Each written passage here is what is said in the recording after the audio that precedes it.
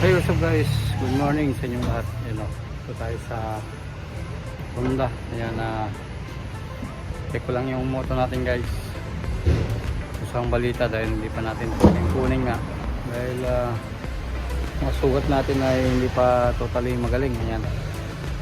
Abiso ko lang baka next week or sa susunod pa pwede kong makuha yung moto. Kaya tignan lang natin guys. Okay? Let's go. Yan guys, ito na yung moto natin. CDB. Yan, uwi na kita. Yan o.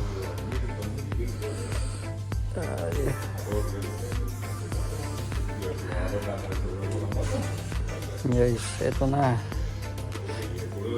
Ito na yung moto natin.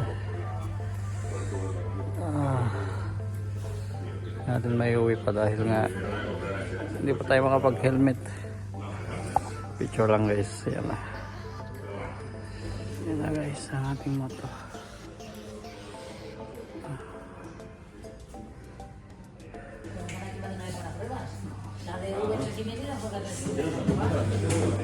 Ito guys yung XADV.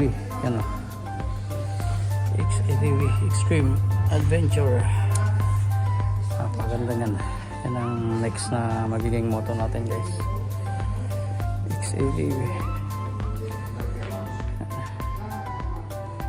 Pagwapo nyan.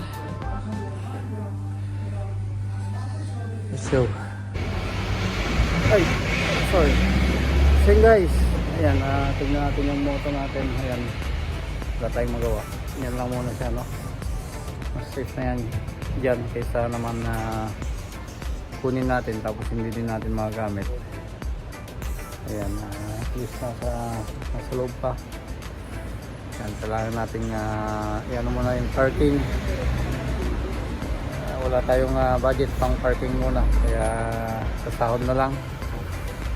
Ayan, kaya hindi pa natin pwedeng kunin. Tsaka ayan, hindi pa tayo makapag helmet guys. Yung tama natin magaling pa lang, no?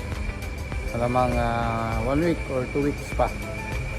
Kung nakatis tayong hindi makapagmoto ng ilang taon, 4 years o 5 years yata, 2 weeks na lang hintayin natin. So at least na lang guys. At least all okay na lahat, all goods na lahat. Yan, papers, lahat na. Kulang na lang ang parking natin. Parking, tapos pwede natin kunin dito guys kung kaya natin gusto at kung pwede na tayo. Okay, so napaka na ito guys, excited na tayo. Kaya lang wala tayong magagawa ngayon talaga. So yun lang guys, short vlog sa ating moto Honda. So yun guys, bago tayo umuwi, daan muna tayo dito sa tindahan ng mga helmet. Check natin kung anong magkano mga helmet nila dito, anong mga model. Yan, baka sakaling pag may budget na tayo, may magustuhan tayo dito. Okay, let's go. So yun guys, ayan, nakapag tingin na tayo ng mga helmet. Wow, pagkamamahal. Then papakita ko sa inyo guys kung magkano yung helmet. Yan, tingnan natin ito.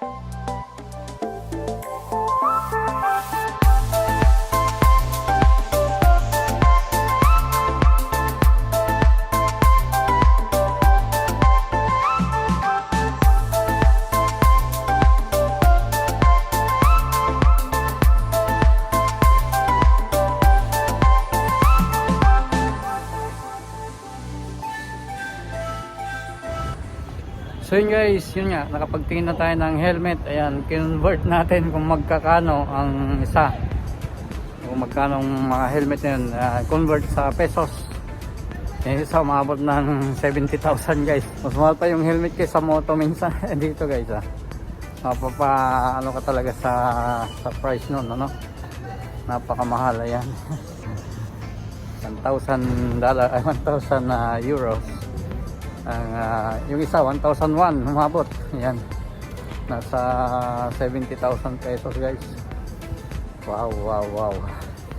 Kailangan ng moto mo doon ay moto mo ay naka ano ka sports bike na worth 20,000. Ayan, hanggang sulit yung helmet na yon.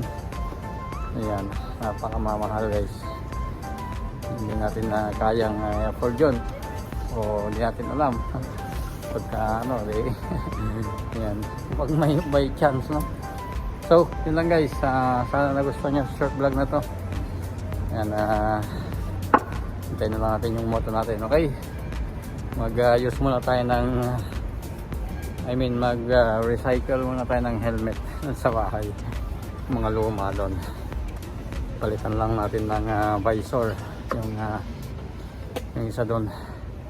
Pwede na yun. Ayan, ay shoutout nga pala dyan sa mga yan, gusto ng helmet dyan. Ayan, pamain na lang yung mga helmet na nagustuhan nyo doon no. Kung magkano, kung anong model, main nyo na lang guys at ipapadala ko sa inyo guys. Ipadala ko sa inyo yung kung magkano. Tapos yun, bahala na kayo kung gusto nyo. Yan, bilhin natin yung tig 20. Yun lang.